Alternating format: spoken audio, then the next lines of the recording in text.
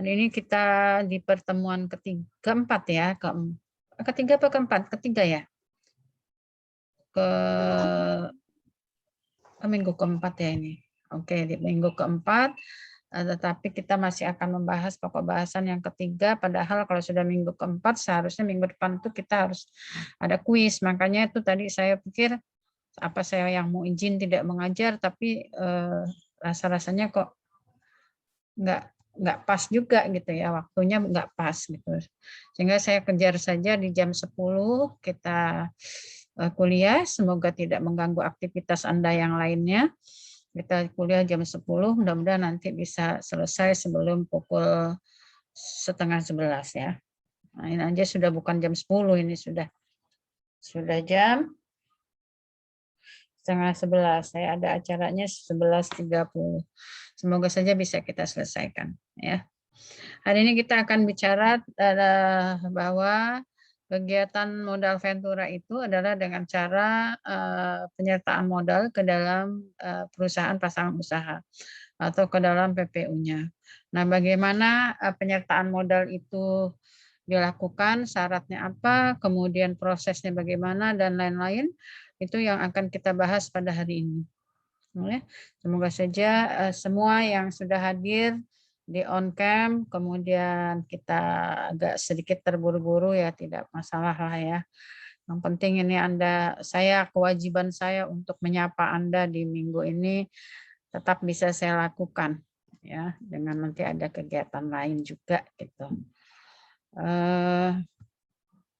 Saya ke materi hari ini. Penyertaan modal ke dalam PPU oleh PMF yang akan diselenggarakan untuk membantu perusahaan yang membutuhkan jasa perusahaan modal Ventura. Ya, jadi ini adalah cara yang bisa dilakukan oleh PMF, maksud saya PMF untuk membantu perusahaan pasangan usaha. Ya, terjadinya penyertaan modal tentu saja tadi sejarahnya karena ada perusahaan kecil yang membutuhkan atau perusahaan itu memang sedang berkembang atau mengalami kesulitan fasilitas pendanaan sehingga dia membutuhkan pihak lain untuk membantu keberadaan perusahaannya. Ya, tentu saja hal ini harus diajukan oleh PPU kepada PMF-nya ya. Dan semua terjadi atas dasar perjanjian. Ya. Jadi bukan PMF itu tidak ada perintah untuk membantu kecuali kalau ada permohonan dari pihak calon pasangan usaha. Calon perusahaan pasangan usaha. Ya. Nah, kemudian kalau nanti sudah ada permohonan untuk meminta bantuan pendampingan terhadap PMF untuk mendampingi perusahaan yang bersangkutan, maka semua ketentuan tentang perjanjian dalam KUH Perdata itu akan berlaku. Karena itu nanti menjadi dasar utama adanya atau terjadinya penyertaan modal antara PMF dan perusahaan pasangan usaha. Nah, disinilah letak keperdataannya, bahwa adanya kerjasama itu didasarkan atau didasari oleh sebuah perjanjian yang bermula ada permohonan dari calon perusahaan pasangan usaha. Ya, kalau baru mengajukan tentu masih calon ya. Nanti kalau sudah oke, semua perjanjiannya sudah disepakati, maka perjanjian itu menjadi dasar bagi pelaksanaan penyertaan modal PMF ke dalam PPU. Ya, nah itu ya. Jadi situ aspek perdatanya di situ. Kemudian apa saja yang ada di dalam isi perjanjian modal Ventura? Secara formatnya, muatan yang ada di dalam perjanjian modal Ventura itu adalah. Nah ini ya, jadi ini kalau kita mau bicara aspek perdatanya, mesti kita bicara aspek perjanjian ya. Jadi jangan nanti misalnya Anda melakukan penelitian, Anda ceritanya secara ekonomi, bagaimana misalnya PMF membantu PPU, bagaimana PPU mengembangkan usaha, bagaimana PPU sampai bisa menjadi perusahaan yang baik, itu pembicaraan secara ekonomi. Yang sama dengan kita misalnya membahas tentang perbankan, mau ngomong, nah itu saya baru dapat proposal kakak tingkatmu membahas soal SMS banking. Perjanjiannya tidak disentuh sama sekali. Bicara bahwa SMS banking mempunyai keunggulan, mempunyai mau iklan atau mau apa gitu. Kalau perdata itu pasti ada perjanjian antar pihak. Kalau ada SMS banking itu ya berarti ada perjanjian antara pihak bank dengan debit. Nah itu mana? Nah itu ya. Nah kemudian segitu juga dengan perusahaan-perusahaan pembiayaan ini ya. Landasan utamanya itu ada perjanjian antara perusahaan pembiayaan dengan para pihak yang membutuhkan jasa mereka. Nah, untuk perusahaan modal Ventura di sini ada perjanjian yang isinya bentuk pembiayaan atau perjanjian modal yang digunakan. Bentuknya apa? Penanaman saham ataukah penanaman saham dengan penanaman obligasi. Ya, artinya secara langsung atau tidak langsung menyertakan modalnya. Ya. Kemudian besarnya jumlah, persentase penyertaan modal berapa disebutkan. Jangka waktu ini sangat penting sekali untuk menentukan kapan divestasi bisa dilakukan. Ya. Jadi jangka waktunya sampai kapan? Kan maksimal 10 tahun, apakah 4 tahun, 5 tahun, 6 tahun, tapi pastinya di atas 3 tahun. Ya, jangka waktu penyertaan modal itu akan dilakukan selama berapa tahun, ya. Lalu oleh si PPU biaya itu akan digunakan untuk apa? Ya. Biaya yang dibantu itu akan digunakan oleh apa? Oleh PPU. Nah, itu di situ di dalam perjanjiannya karena nanti akan si perusahaan PMF itu akan menggiring pemanfaatan anggaran yang biaya yang dikucurkan itu untuk bantuan itu gitu. Jadi kalau untuk apa tergantung dalam isi perjanjiannya. Yang pasti adalah untuk memajukan perusahaan ya untuk permodalan karena bentuknya saham atau obligasi konversi. Ya. Nah, kemudian besarnya hasil dan imbalan jasa pembiayaan. Nah, perusahaan lembaga pembiayaannya PMF-nya akan dapat berapa hasilnya. Itu semua berdasarkan perjanjian, ya.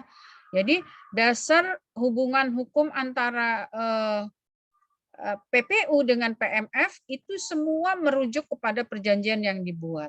Sampai kepada berapa besarnya hasil imbalan yang akan diperoleh itu juga harus disepakati di dalamnya, gitu ya, besarnya hasil dan jasa imbalan. Kemudian cara divestasi itu juga harus ada, harus disepakati. Ya. Termasuk divestasi yang dipercepat. Divestasi itu penarikan, kalau tadi nanam, nariknya kapan? Itu divestasi. Ya. Bisa sesuai jangka waktunya, ya, jatuh temponya, bisa juga kemungkinan dipercepat karena perusahaannya itu mengalami kemajuan yang pesat, misalnya. Nah, itu ya. Termasuk cara divestasinya akan dilakukan seperti apa? Apakah melalui pengembalian saham ataukah akan dijual di pasar modal melalui go public gitu. Ya, cara-cara untuk investasi itu juga harus disepakati. Kemudian ketentuan apakah PMF-nya itu wajib membeli saham kembali atau hak. Ya, kalau wajib dengan hak itu beda, ya. Wajib beli kembali, artinya saham yang sudah di sahamnya si PMF yang sudah tadi sebagai bukti penyertaan modal akan diperjanjikan lagi apakah itu kewajiban bagi pihak PPU nantinya akan diambil kembali atau hanya sekedar hak. Kalau hak kan berarti PPU-nya boleh ya, boleh enggak membeli kembali saham yang sudah dipegang oleh PMF. Seperti itu ya. Jadi ketentuan put option atau call option untuk si saham ini, ya, penyertaan modal ini. Apakah dia PPU-nya itu wajib membeli kembali Ataukah dia hanya diberi, apakah diperjanjikan dia hanya mempunyai hak? Kalau hak itu kan boleh digunakan, boleh enggak. Nah, kita ini yang kadang salah. Hak kok dituntut, misalnya harus, ya kan itu hanya hak saja, hak Anda misalnya, tapi tidak termasuk di dalam misalnya kewajiban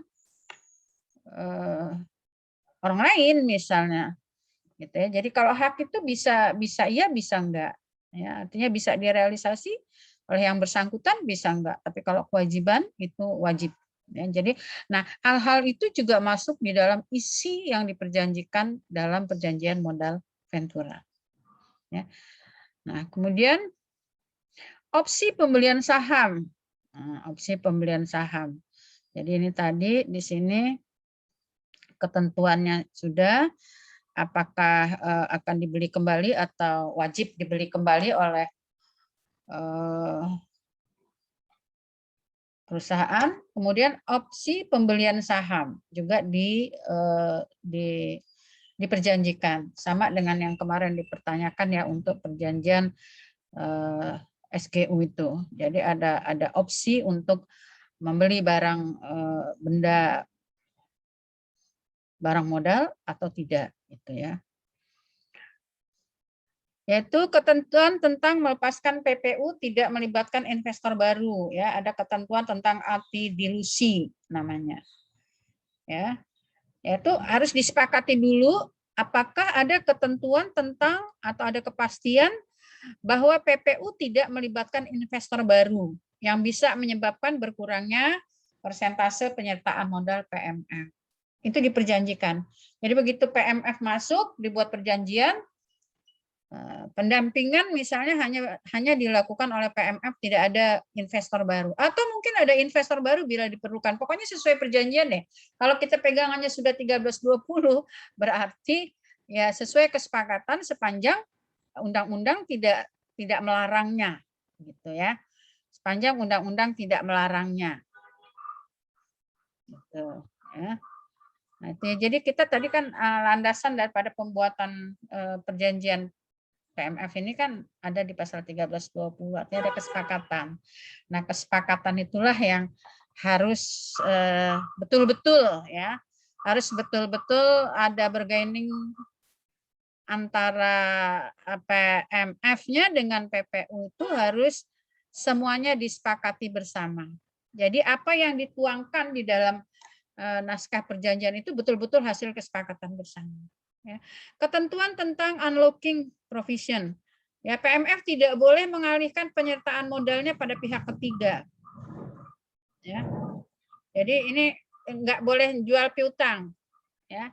Kalau dia udah menanamkan modal di dalam PMF, itu tidak boleh mengalihkan penyertaan modalnya pada pihak ketiga. Kenapa? Karena kalau PMF itu kan bukan hanya menyertakan modal, tapi dia melakukan pendampingan terhadap perusahaan PPU. Nah, kalau modal dialihkan ke pihak lain, ya modalnya nggak apa-apa, sama-sama bisa digunakan, tapi pendampingan secara manajemennya itu bagaimana? Pertanggungjawaban untuk membantu di bidang manajemen oleh perusahaan PMF itu bagaimana? Itu juga harus dipikirkan. Maka ada ketentuan tentang unlocking provision ini. Ya, tidak boleh dialihkan kepada pihak ketiga lainnya. Ya. Kemudian itu kira-kira kurang lebih hal-hal apa saja tadi yang harus ada di dalam perjanjian, ya. Itu kurang lebih sedikitnya itu yang harus ada di dalam perjanjian PMF, ya. Supaya apa? Supaya kedua belah pihak sama-sama bisa menjalankan dengan diharapkan tidak ada pihak yang dirugikan, ya. Dengan adanya segala sesuatu ketentuan tadi yang ada dalam perjanjian, diharapkan perjanjian PMF bisa direalisasikan dengan baik. Kemudian PMF juga sebagai perusahaan yang berisiko menanamkan penyertaan modal tadi terlindungi, dan PPU juga sebagai pihak yang memang membutuhkan itu juga tetap terlindungi.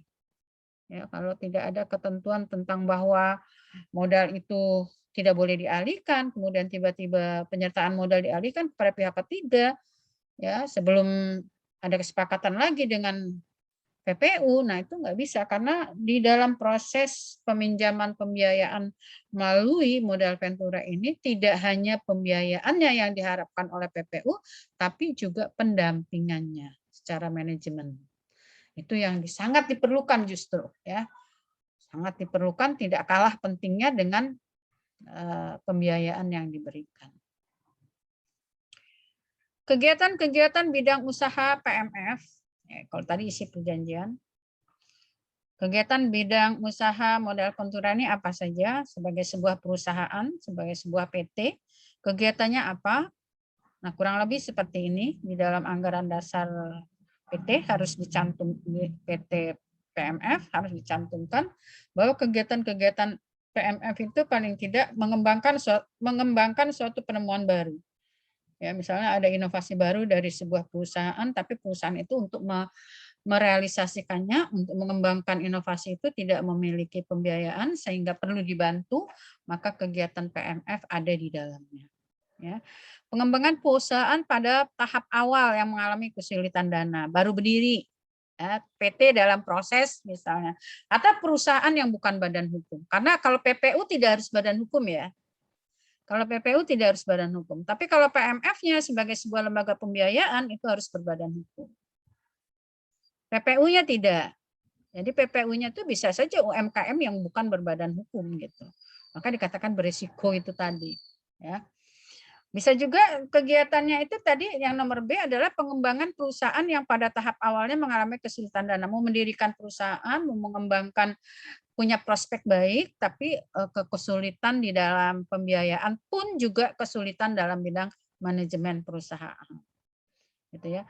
Membantu perusahaan yang sedang berada dalam tahap pengembangan. Yes, oke, udah berdiri, udah jalan, tapi mau berkembang tadi ada inovasi-inovasi baru, PMF boleh masuk di dalamnya. Ya. Atau perusahaan itu sedang mengalami kemunduran.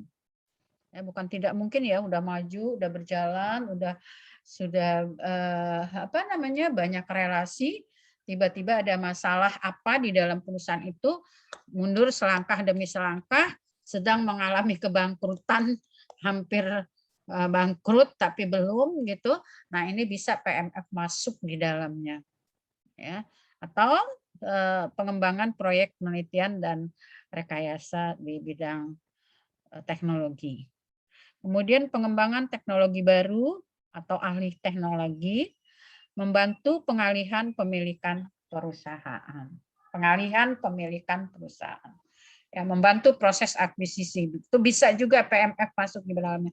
Jadi ini tolong diperhatikan satu persatu ya. Satu persatu. Dan nanti kalau kita kasus ujian itu dibuat dalam satu kasus, itu Anda bisa mengatakan apakah itu kegiatan seperti itu menjadi bidang usahanya PMF atau tidak. Ya. Jadi ini bukan untuk dihafal, ya, tapi untuk diketahui. Untuk diketahui bahwa bilakah PMF itu bisa masuk ke dalam calon pasangan usaha itu tadi. Ya. Bisa masuk ke dalam perusahaan calon perusahaan pasangan usaha. Susah amat sih gue mau ngomong calon, ya, calon PPU. Nah, ya, apabila seperti itu tadi, ya, kemungkinan PPU itu ada penemuan baru tapi kesulitan duit, kemungkinan baru berdiri kesulitan duit, kemungkinan sedang berkembang kesulitan uang dan kemungkinan coba di mute dulu ya yang bicara itu.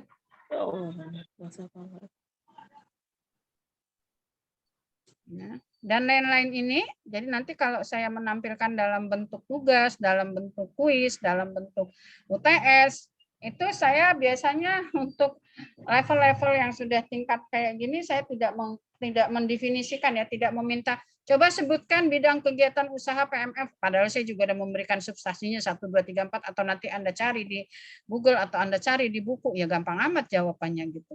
Ya, tapi Anda betul-betul bisa memahami lika-liku apa yang dimaksud di dalam pernyataan-pernyataan itu, gitu ya.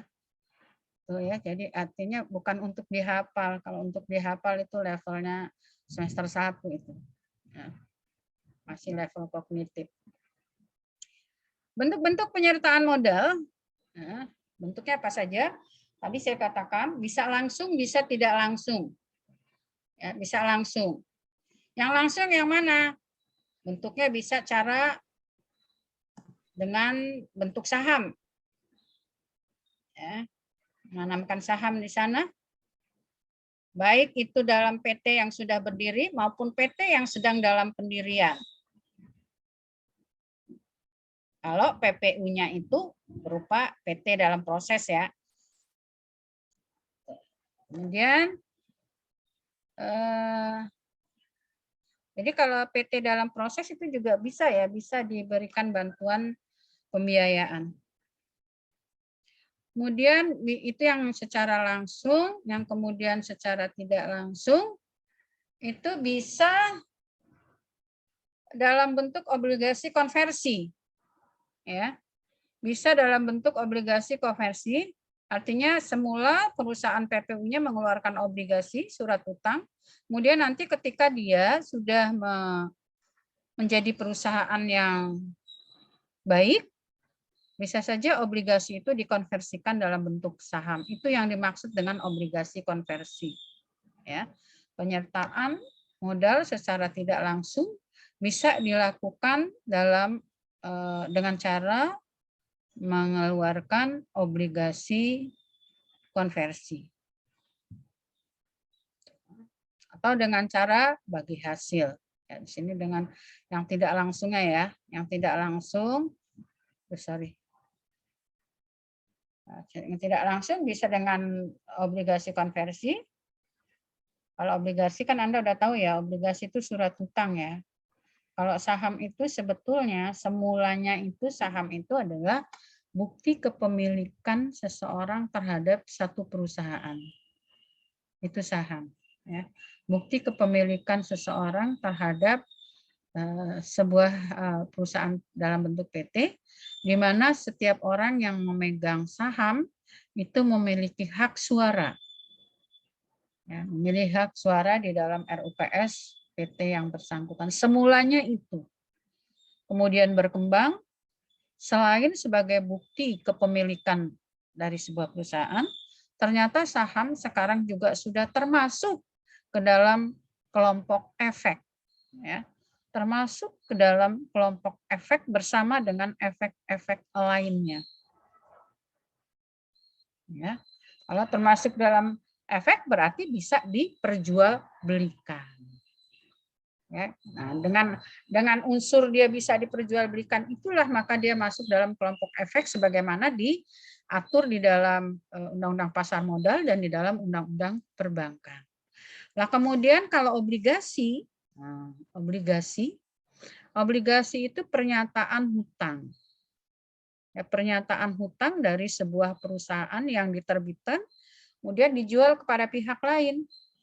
Betul-betul kalau obligasi itu betul-betul surat pengakuan hutang ya, pengakuan hutang.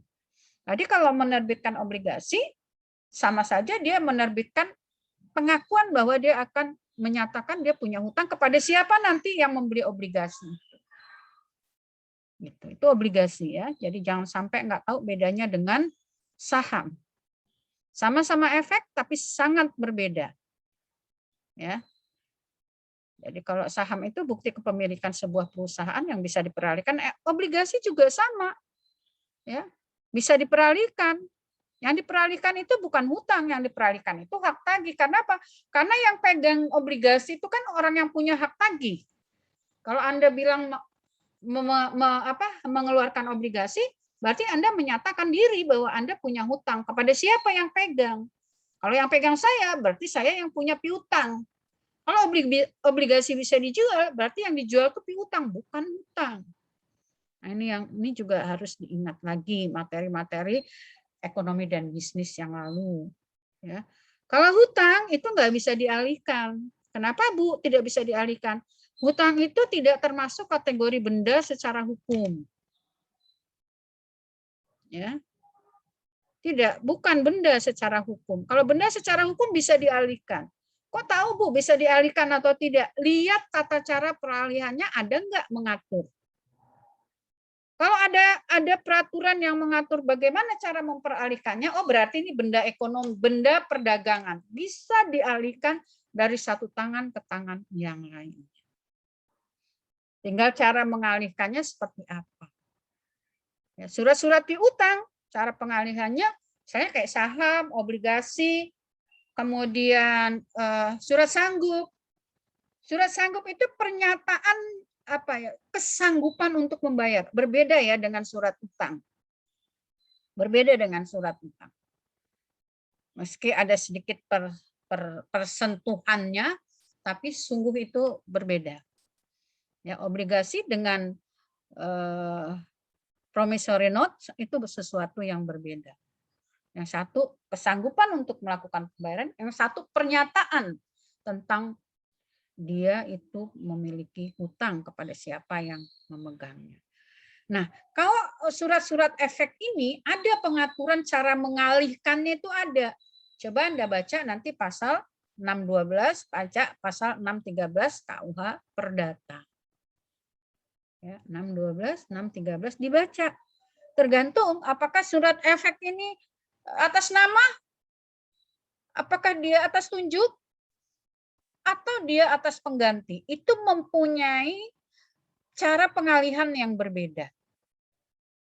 Ya, mempunyai cara pengalihan yang berbeda. Kalau atas nama, wah ini harus dengan akta pengalihan. Kalau atas tunjuk, yang atas nama yang gimana Bu? Yang ada namanya. Kalau obligasi ada namanya misalnya.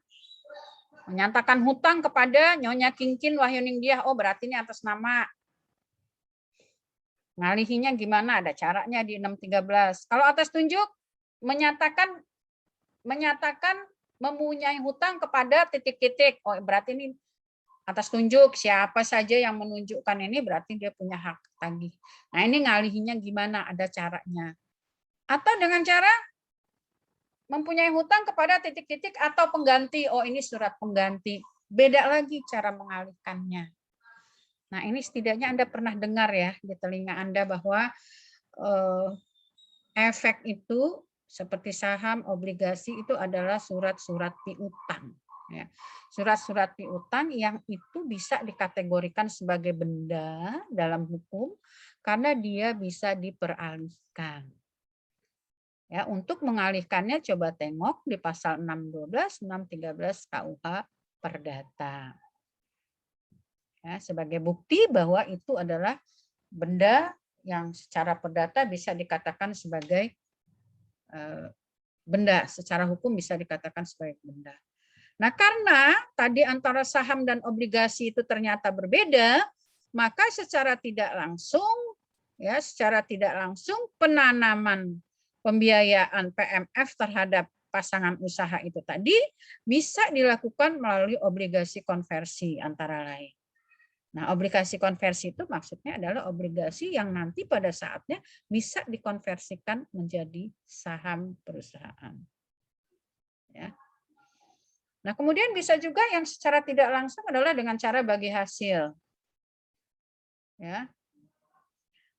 Dengan cara bagi hasil maksudnya PMF dan PPU-nya sama-sama menyerahkan modal atau aset ke dalam usaha bersama.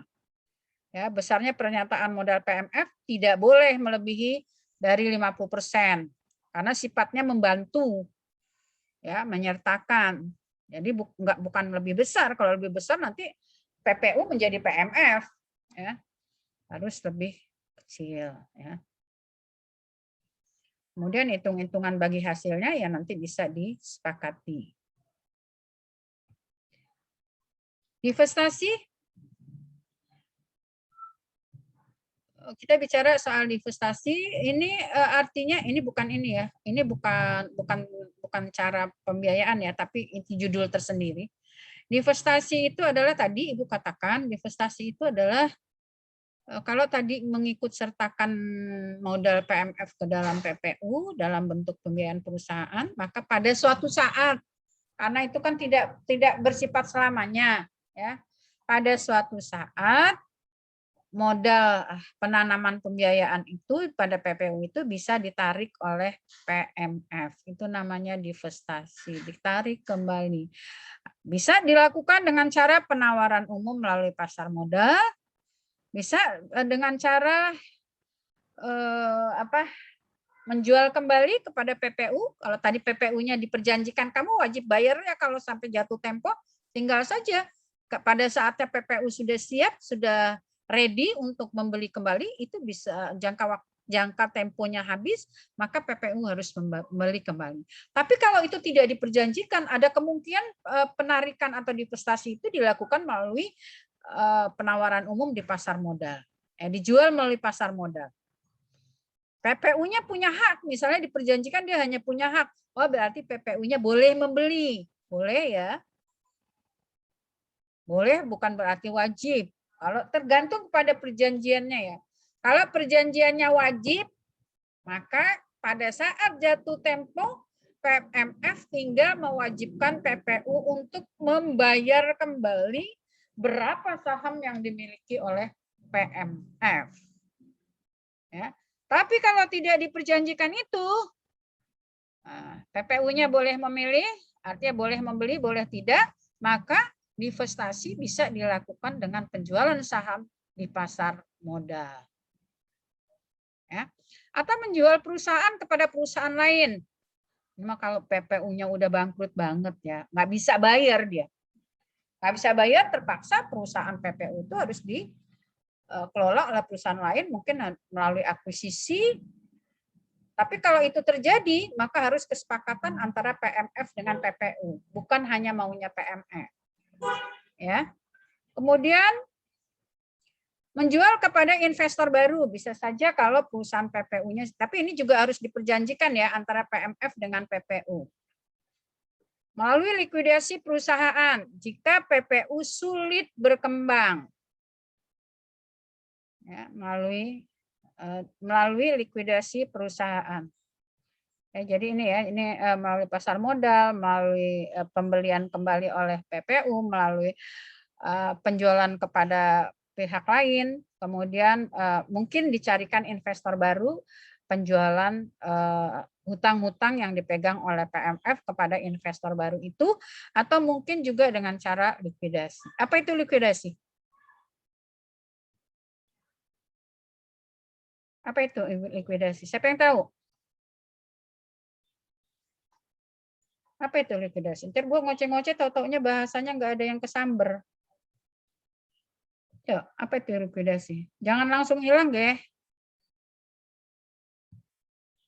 Pas ibunya ngasih pertanyaan langsung. Izin mencoba untuk menjawab, Bu. Ya, sebutin namanya. Sebutkan namanya. Nama saya Anissa Riantika, NPM 189.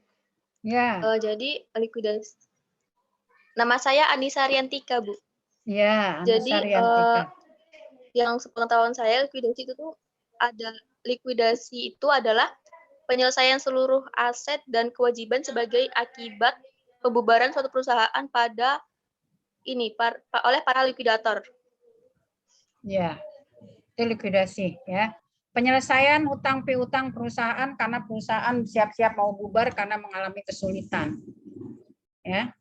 Nah, bisa jadi divestasi itu dilakukan karena perusahaan sedang dalam keadaan sulit, kemudian harus dilikuidasi dan pembiayaan yang ditanamkan oleh perusahaan PMF tadi bisa dikembalikan melalui penyelesaian likuidasi. Dan itu menjadi kreditur utama. Ya. Ini baik. Yang ini ada pertanyaan? Ada satu pokok bahasan lagi soalnya. Soalnya minggu depan saya rencanakan kita kuis saja dulu ya mengenai ini. Tapi kuisnya ya itu tadi ya, saya harapkan Anda bisa memahami. Tidak hanya sekedar mengerti, tidak hanya sekedar hafal. Kalau hafal mah ya saya nggak bisa nguji kamu hafal apa enggak, orang kamu ujiannya di rumah. Gitu ya. Baik, ada pertanyaan? Kalau tidak saya lanjutkan dulu satu slide lagi. Satu slide lagi. Semoga saja bisa terkejar. Oke. Apa sih?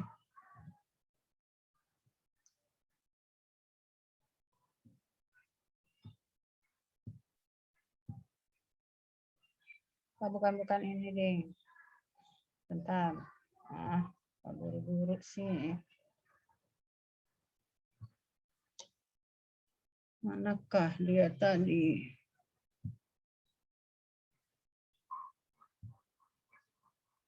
Nah, syarat dan prosedur.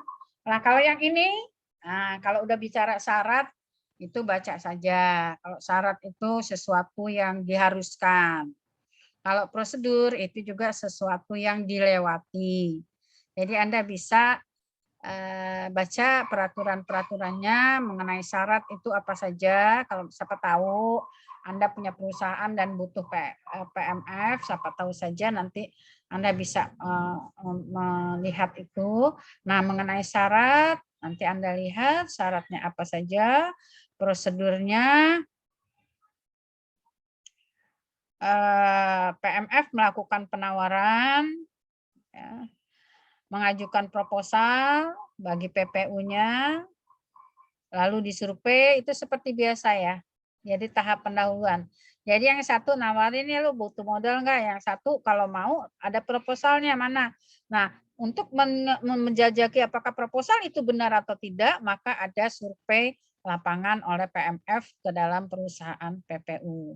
Ya, kemudian tahap penjajakan, mengevaluasi, menganalisis proposal baik dari aspek hukum, perizinan, keuangan, resiko, prospek, serta kelayakan usaha. Itu biasa ya studi kelayakan namanya. Ya, studi kelayakan apakah ini layak untuk didampingi atau tidak gitu ya. Lalu tahap konfirmasi, membicarakan hasil analisis apakah oke atau tidak, ataukah masih ada persyaratan-persyaratan yang harus dipersiapkan kembali oleh pihak PPU, baru disusun MOU ya, kerjasama, rencana kerjasama terhadap pembiayaan perusahaan ya. Baru setelah itu semua kita bisa katakan sebagai tahap awal ya. Lalu penyusunan perjanjian ya, penyusunan perjanjian tadi yang saya bilang bahwa PMF ini didasari oleh sebuah perjanjian yang dibuat oleh PMF dengan PPU. Apa tadi muatan dari perjanjian? Itu tadi tentang syarat, bentuk, ketentuan-ketentuan lain dalam penyertaan modal. Tadi yang sudah saya jelaskan tadi. Ya. Syaratnya tentu saja tadi 1320-nya diperhatikan. Ya. Bentuknya, ternyata harus tertulis. Ya. Dibuat dalam bentuk akta otentik di hadapan notaris. Tidak bisa lisan. Nah, tertulis aja harus otentik. Ya. Otentik berarti dibuat oleh atau di hadapan pejabat yang berwenang. Dalam hal ini pejabat yang berwenang yang dimaksud adalah notaris. Ya. Itu baru pencairan dana. Ya. Dana dicairkan, kemudian tahap pelaksanaan kegiatan dan pembinaan. Terakhir adalah tahap divestasi, penarikan kembali penyertaan modal yang sudah dilakukan oleh PMF dengan cara-cara tadi.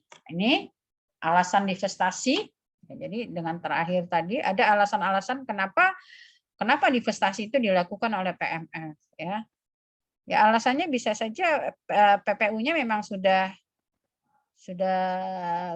baik ya, sudah baik dan sudah dianggap mampu untuk berjalan sendiri. Ya, dan itu harus permintaan PPU, kemudian ditentukan dalam perjanjian jangka waktunya berapa, atau atas permintaan PMF dengan pertimbangan PPU tidak dapat dikembangkan lagi. Waduh, ini gawat nih, udah dikasih bimbingan manajemen, udah didampingi, udah ini nada-nadanya tidak bisa berkembang ini perusahaan. Nah, itu juga bisa menjadi alasan bagi pihak PMF untuk melakukan divestasi. Ya. Nah, ini cara melakukan divestasi tadi saya sudah sudah jelaskan, sama ini isinya dengan jika PT-nya itu sudah go public maka bisa melalui pasar modal. Maksudnya yang dibantu tadi sudah go public, sahamnya itu sudah go public, bisa melalui pasar modal atau menjual kepada pihak ketiga, kepada PPU-nya atau kepada investor lainnya.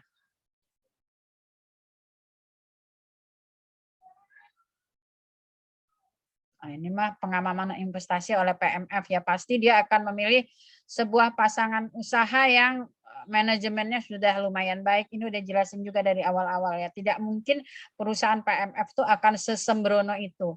Pasti dia lihat manajemennya bakalan bagus nggak, walaupun dia akan dilakukan pendampingan tapi minimal tidak dari nol banget gitu ya. Terus usahanya itu udah mempunyai pangsa pasar atau belum ya. Terus cash flow-nya bagaimana?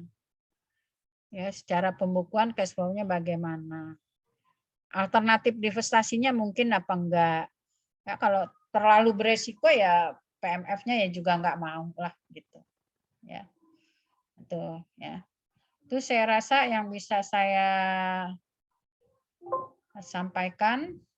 Ini nanti materinya silakan saja di-upload ya, diambil dari Fiklas. Kalau belum terbuka nanti Anda kabari saya, nanti saya buka. Kalau soal materi-materi yang saya sampaikan ini Anda bisa mengambilnya dari Fiklas ya. Oke, saya rasa itu yang bisa saya sampaikan hari ini. Terima kasih atas majunya waktu. Mudah-mudahan di lain waktu saya tidak maju-maju kalau tidak kondisi kepepet ya. Baik, sekian dari saya. Saya sampaikan terima kasih. Assalamualaikum warahmatullahi wabarakatuh. Waalaikumsalam warahmatullahi wabarakatuh. Terima kasih, Bu. Tolong gambarnya diambil ya. Saya screenshot ya, Bu. Ya. Bikin dari sama tanggal tua, bikinnya tuh sama yang manis. Paduan rasa dan coklat granulnya pas menyatu. Latte cappuccino. Sudah, Bu. Ya, terima kasih sama sini. Terima kasih, Bu.